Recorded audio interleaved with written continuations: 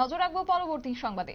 ত্রিপুরা মণিপুরী সাহিত্য কলা একাডেমির উদ্যোগে অনুষ্ঠিত হচ্ছে 7 দিন ব্যাপী কর্মশালা।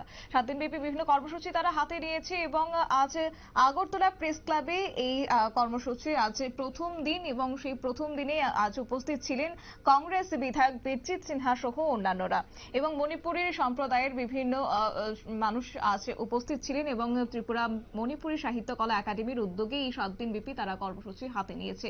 কি রয়েছে শুনুন বক্তব্য। আমার নাম ফৈজনামবি বিরলা, আমি আগরতলার বাসিন্দা। আজকে এই প্রেস ক্লাবে আমাদের মণিপুর থেকে আগত মণিপুর স্টেট কলা একাডেমি হয়ে এই সংস্থার পক্ষ থেকে আমাদের ত্রিপুরা রাজ্যে এসে লিটারেচার ফেস্টিভ্যাল প্রোগ্রাম আজকে 23 নভেম্বর আরম্ভ হইতেছে। অন্তত 7 দিন অনবরত প্রোগ্রামটা চলতে থাকবে। 1 ডিসেম্বর অনুষ্ঠানটি শেষ হবে। এখানে বিভিন্ন ধরনের অ্যাওয়ারনেস প্রোগ্রাম আছে, লাইব্রেরি অ্যাওয়ারনেস, তারপরে লিটারেচার ফেস্টিভ্যাল আজকে উদ্বোধনী অনুষ্ঠান।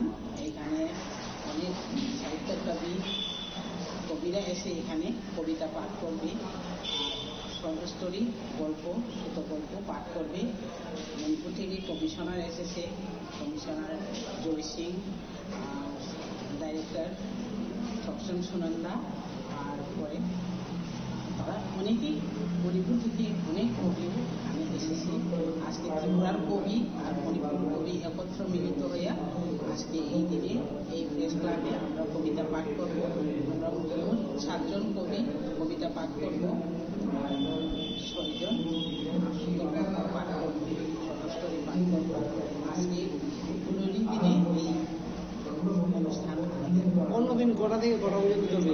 অন্যদিন নিকল সাহিত্য একাডেমি হল, এইখানে আগামী 24 তারিখ থেকে ওইখানে মানে কোর্ট এক্সটেনশন।